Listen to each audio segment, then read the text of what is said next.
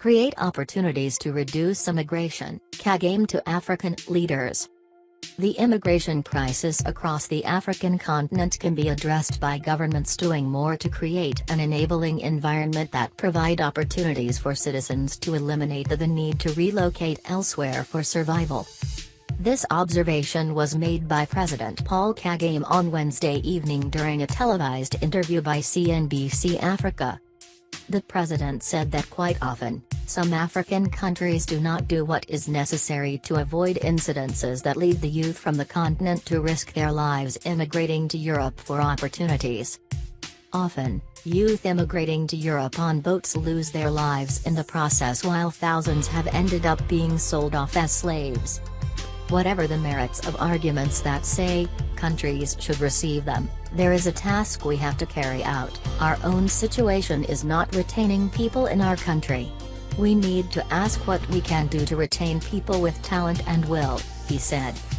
Among the ways to reduce the trends of immigration, he said, include improving governance, public investments and creating environments that allow economic activity, which would translate into increased economic activity and job opportunities. To attract the necessary resources and capital for investments, he called for increased consideration of public-private partnerships.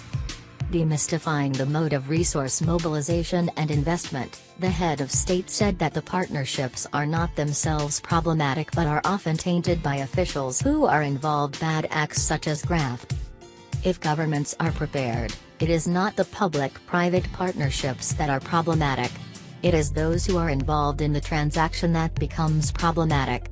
That is where corruption comes in, he said. The president also commented on the ongoing African Union reforms process, which he said is a work in progress, which calls for a change of mindsets among leaders and citizens. President Kagame was tasked by fellow heads of state to champion the reforms that are aimed at making the continental body more efficient to deliver better for the African people.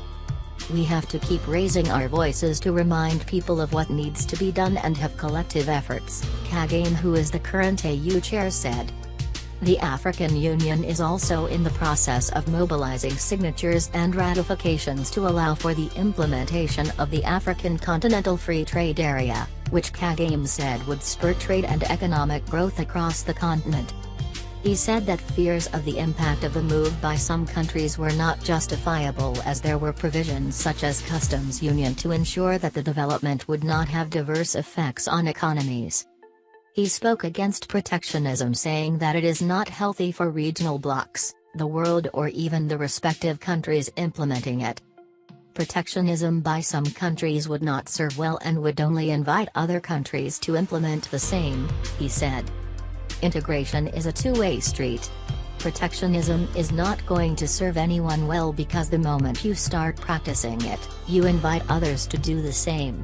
It is not healthy globally or when it comes to smaller regional entities, President Kagame said.